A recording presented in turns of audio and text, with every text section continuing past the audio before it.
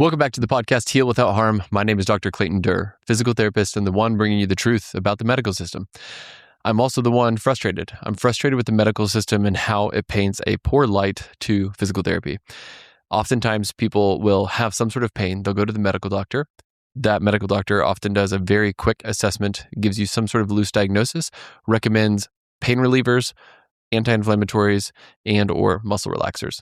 If those don't do the trick, they often do an x-ray of some sort and then potentially refer you on to get an injection, some sort of steroid injection, which oftentimes I don't really recommend, except in special cases, because people don't realize the potential side effects that can come with that short-term and long-term just to try to get some pain relief. And unfortunately, oftentimes they don't even help that much. And if they do, it's very, very short-term, like I mentioned.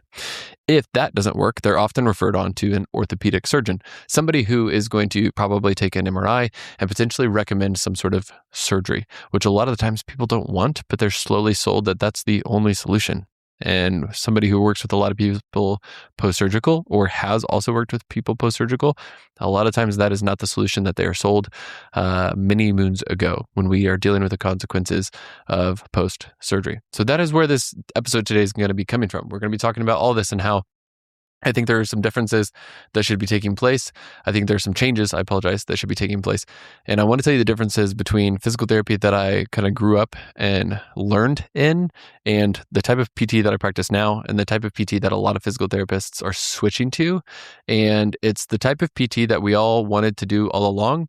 But when we got out into the field and got into the systems and got into the clinics that were offering us jobs, we realized that we can only operate so well. And so most of the time it's a problem with the system, not a problem with the practitioner. And I want to make that distinction early on so that you know I'm not going after the practitioners.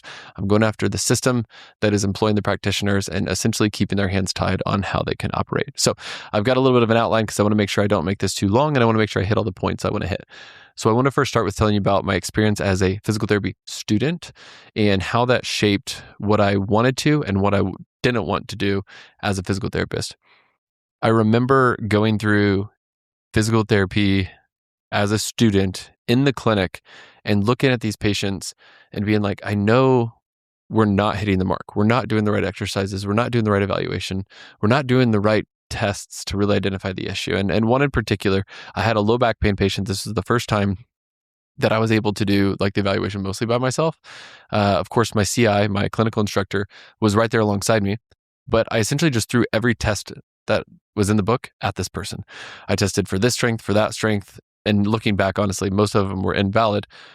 But I got to the end and I remember looking at her and saying, what do I do now? I don't really feel like I got good information from the tests, so I didn't really know what to do next. And so we just started doing core exercises. Looking back, it was probably a hip issue, not really an ab or a core issue. And that really pointed out what I didn't know and what, honestly, I feel like looking back, maybe my CI even didn't know. It was someone came in with low back pain, so we're going to do core exercises. And if you're somebody who's listening right now and that's what you've done, I'm sorry, because most of the time it's not a core strength issue. A lot of times it's either a coordination issue of how to use your abs or it's an overuse of your low back because you don't have good hip strength. That's how we operate now. So looking back, I would have treated that patient much differently. I would have evaluated that patient much differently. And I am very sure that I would have gotten them results much quicker than how we got it back then. Because honestly, I remember at the end, I don't even think they were that much better. It was, twice a week for 6 weeks. Towards the end of the 6 weeks, they said, it's less bad.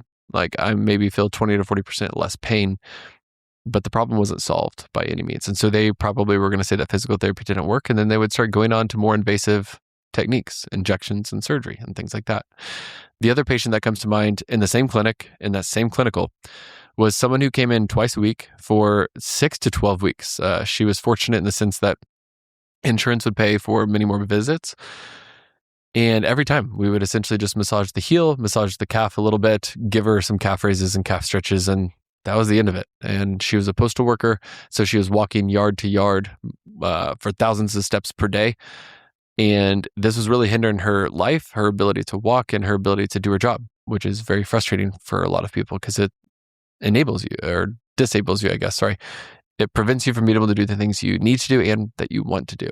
Again, looking back, I don't know if we ever even tested her calf strength. Like, is it as strong as it should be? I don't know if we tested her calf mobility. Like, Is her dorsiflexion or her ankle flexibility where it should be? Because that's what I do now, is I make sure to test it. And I made sure to keep those things in mind as I started teaching the student that I had during my first year of actual graduation and clinical care. And I had her just write down. I said, I want you to write down everything you would do with this patient. We went into that visit. This is at the clinic I'm working now. And we went through it. And afterwards I said, okay, show me your list. And she just listed out like 20 exercises. She was like, we'll do calf raises, then we'll do this, then we'll do a hamstring stretch, then we'll do a quad strengthening thing, then we'll do a hip strengthening thing. And I just went down the list. I said, why are you doing this? Well, she probably has weak blank. I said, did you test it? Do you think that plays into it? No. I don't know if it plays into it, but no, I didn't test it. Okay, we should start with testing that. Then I would go to the next exercise. Why are you doing this? And I essentially made her justify why she's doing all these different exercises. And she essentially built the plan that most PT mills or most physical therapy clinics go through. Hey, show up. I'm just going to walk you through all the exercises that you should be doing at home and then send you on your way, take your money, and then you don't really get that much better. At least that's probably what sounds familiar to you. That is exactly what told me we need to do things differently. And so moving into how we operate now and how a lot of physical therapists are starting to operate now.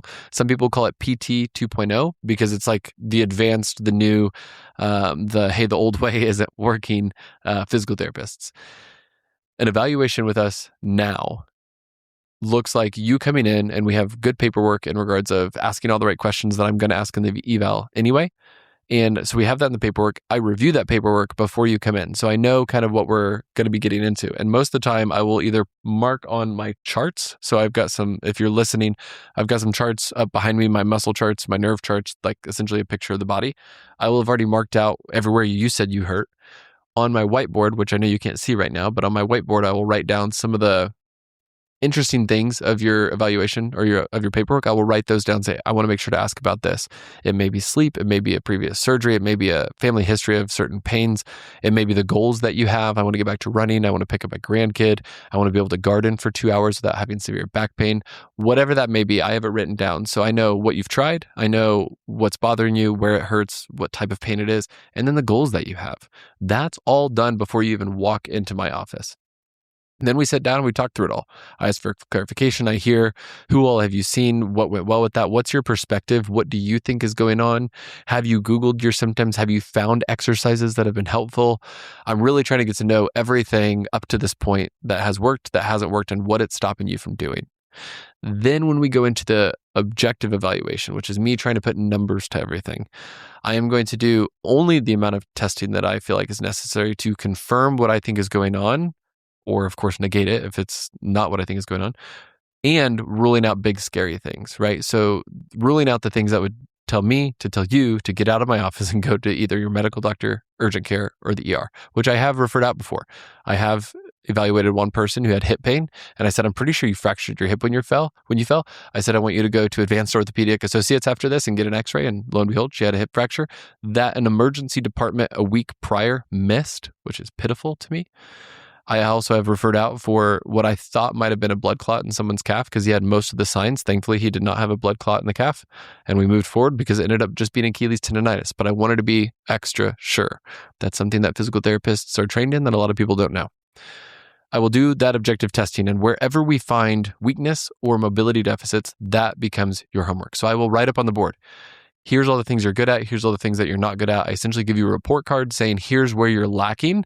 I'm going to give you this exercise to fix that weakness. I'm going to give you this stretch to fix that mobility deficit.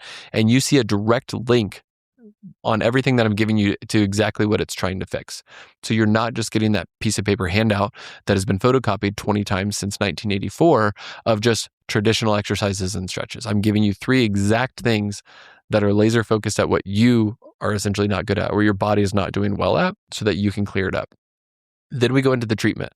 Treatment is usually dry needling for the majority of my patients, as that's what gets us the fastest results.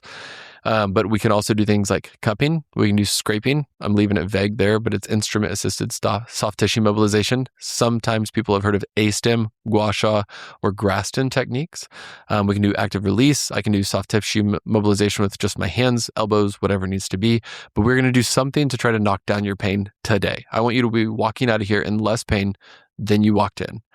A week later because I usually see people once a week. A week later, most of the time they will say, my pain got a lot better for the first 2 to 5 days is usually what I hear. And as the pain creeps back up, usually it's not as bad as it was day one. It comes back up some, but not near as bad as it was day one. And then I say, if you want to keep these results, please stick with the exercises that I gave you. So I give you a glimpse into the future of what it can be like, feeling much less pain or pain-free. And then I sell you on the fact that if you want to keep it that way, please do the homework that I recommended. And then that's why the majority of my clients have great compliance, because they see a direct translation between when I do my homework, I get results. When I do these things, I feel better. So you get this immediate feedback of like, okay, well, I'm going to keep doing these exercises, or I'm going to keep doing these stretches. And then of course we progress them over time. And that's what we finish out with is after we give you some relief and do the treatments, then we give you the exercises to focus on to keep things the way you want them to go. And then we build over time, which takes me to my last point. The majority of physical therapy is twice a week for 6 weeks. Anybody who's ever heard the letters PT know that it's followed by a 2x6. I need to see you twice a week for 6 weeks. The majority of the time, I don't want you to be here twice a week. You don't want to be here twice a week. Not much has changed in the last 2 or 3 days. And the majority of the work is going to be done by you at home or at the gym, building your strength or mobilizing your tissues. I am here to be a guide, to be someone who can listen and evaluate you, and then also be somebody who can intervene with some sort of manual therapy, like the dry needling, scraping, cupping, stuff like that, to help speed the process up. But you also don't want to take time off work or take time off school 2 times a week for 6 weeks straight and interrupting your normal flow of life. So I only need to see you once a week, and I will see you one-on-one. This is the big differences between how we operate now versus how I operated as a student.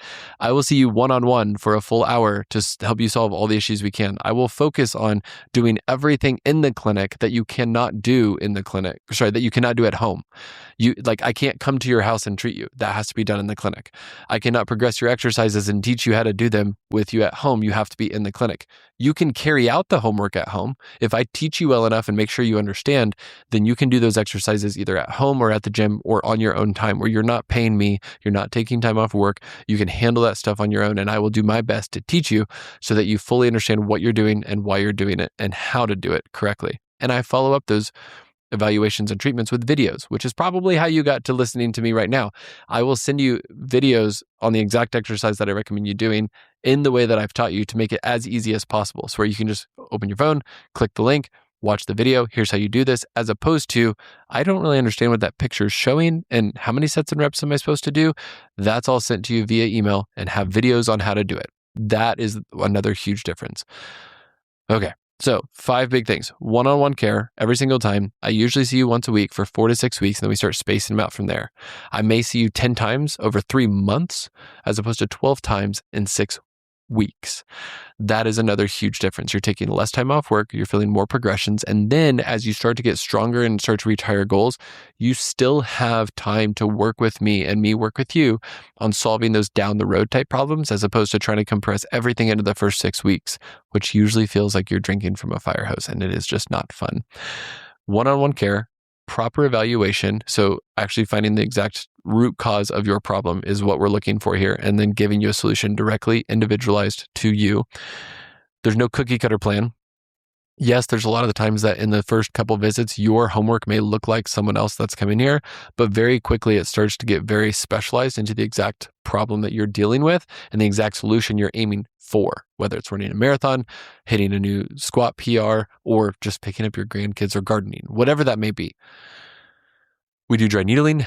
We do it with nearly everybody that wants it and we feel like needs it. It's not a la carte. It's just included in your plan of care. You have an hour with me or one of our PTs here to do everything necessary to help you solve your problems. And lastly, like I said, most PTs are twice a week for 6 weeks, which is 12 visits. That's a lot. You don't need that many visits in that short amount of time. It's usually weekly until we start phasing you out into where I see you every 2 weeks, 3 weeks, or monthly. Some people do stick around. They like monthly tune-ups. They like accountability. Other people get discharged. That is a decision for you to make based off the education that I've given you and the comfort you feel handling this stuff all on your own. Sometimes people are managing their symptoms based off their work, their sport, whatever it be. Other people, we solve their issue and I don't see them for years because I don't have any more problems. And that's fantastic. And this is how PT should be in my eyes, which is why we built it this way.